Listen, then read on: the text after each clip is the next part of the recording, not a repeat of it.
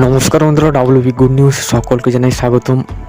আজকের লোকসভা কেন্দ্র রায়বেরেলি, উত্তরপ্রদেশের রায়বেরেলি সিট। তো এই আসন থেকে 5বারের সংসদ সোনিয়া গান্ধী এই আসন থেকে জয়লাভ করেছেন। 2024 সালে রায়বেরেলি সিট কোন দলের পক্ষে যাচ্ছে? এই আসন থেকে ফের 2024 সালে সোনিয়া গান্ধী প্রার্থী হলে কেমন ফলাফল হবে? 2022 সালের বিধানসভা নির্বাচনের ফল অনুযায়ী কেমন অবস্থায় রয়েছে রায়বেরেলি আসনটি? কোন দল এগিয়ে রয়েছে, কোন দল পিছিয়ে রয়েছে, জেনে নেব আজকের সমীক্ষায়। আমরা যদি 2014 সালের ফলাফলটা দেখে নিই রায়বেরেলি সিটের, অর্থাৎ সোনিয়া গান্ধী প্রার্থী হয়েছিলেন 2014 সালে এবং ভোট পেয়েছিলেন 5,26,443 এবং 63.8%। এবং বিজেপি প্রার্থী সেকেন্ড পজিশনে ছিলেন এবং অজয় আগরওয়াল 1,73,721টি ভোট পেয়েছিলেন এবং 21.5%। এবং বিএসপি পেয়েছিলেন 63,633টি ভোট এবং 7%। 2014 সালে ভালো ব্যবধানে জয়লাভ করে সোনিয়া গান্ধী রায়বেরেলি সিট থেকে। তো আমরা যদি 2019 সালের ফলাফলটা দেখে নিই রায়বেরেলি সিটে, তো ফের প্রার্থী হয় সোনিয়া গান্ধী এবং ভোট পাই 5,34,918টি এবং 55.8%। অপরদিকে বিজেপি প্রার্থী দীনেশ পাত্র সিং ভোট পাই 3,67,740টি এবং 38%। এবং নোটাই পরে আপনাদের 10,000 ভোট এবং 1%। তো বেশ ভালো ব্যবধানে 2019 সালে জয়লাভ করে সোনিয়া গান্ধী। এবার আমরা দেখে নেব 2022 সালের বিধানসভা নির্বাচনের ফল অনুযায়ী। এই লোকসভার মধ্যে 5টি বিধানসভা আসন রয়েছে। 2022 সালের নির্বাচনে ঠিক কেমন অবস্থায় ছিল, কোন দল এগিয়ে রয়েছে রায়বেরেলি আসন থেকে, যেটা প্রথমে আমরা দেখব বাছারান বিধানসভা কেন্দ্র 2022 সালের ফলাফল। তো এই বিধানসভা থেকে সমাজবাদী পার্টি এসপি জয়লাভ করে এবং 65,747টি ভোট পায়, 31.38%। 2,812 ভোটে জয়লাভ করেন এসপি প্রার্থী। অপরদিকে মূল প্রতিদ্বন্দ্বিতা এডিএস ভোট পায় 62,935টি এবং 30.4%। এবং কংগ্রেস প্রার্থী তৃতীয় স্থানে হয় এবং 56,835টি ভোট পায় এবং 27.13%।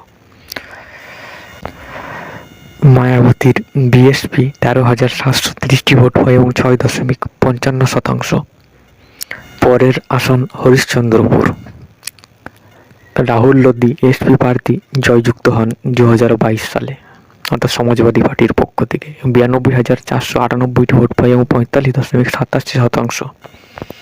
14,489 ভোটে জয়যুক্ত হন রাহুল লোদি এসপি পার্টির পক্ষ থেকে। রাকেশ সিং মূল প্রতিদ্বন্দ্বিতা 78,009টি ভোট পায় এবং 38.69%। কংগ্রেস প্রার্থী তৃতীয় স্থানে হয় এবং 16,230টি ভোট পায় এবং 8%। বিএসপি 3% ভোট পায় এবং 7,335টি।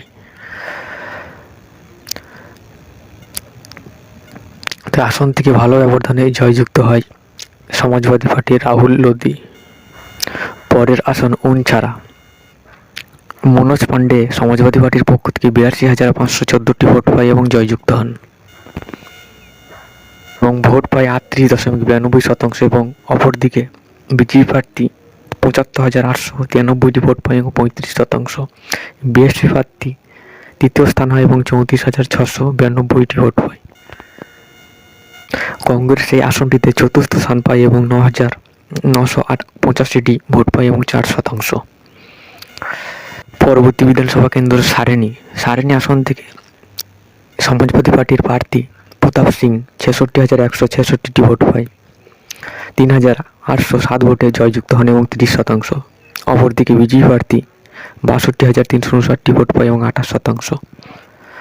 কংগ্রেস প্রার্থী তৃতীয় স্থান হয় এবং 742,702টি ভোট পায় এবং 19%। বিএসপি প্রার্থী 17% ভোট পায় এবং 38,000। সারেনি আসন থেকে জয়লাভ করে সমাজবাদী পার্টি। পরের আসন রায়বেরেলি। তো রায়বেরেলি আসনে বিজেপি প্রার্থী জয়লাভ করে এবং 1,02,429টি ভোট পায় এবং 7,175 ভোটে জয়লাভ করে এবং সমাজবাদী পার্টি দ্বিতীয় স্থান হয় 95,254টি ভোট পায় 41.40% এবং কংগ্রেস প্রার্থী থার্ড পজিশনে হয়, তৃতীয় স্থানে হয় এবং 14,954টি ভোট পায় এবং 6%। তো বিএসপি পায় 9,331টি ভোট। রায়বেরেলি আসনটি ভোট কাটাকুটির ফলে জয়যুক্ত হন অদিতি সিং বিজেপি প্রার্থী। তো আমরা যদি 2022 সালে বিধানসভা ভোটের তুলনায় দেখি, সমাজবাদী পার্টি 1 লক্ষর বেশি ভোটে এগিয়ে রয়েছে রায়বেরেলি আসন থেকে এবং দ্বিতীয় স্থানে রয়েছে বিজেপি প্রার্থী এবং তৃতীয় স্থানে রয়েছে কংগ্রেস প্রার্থী।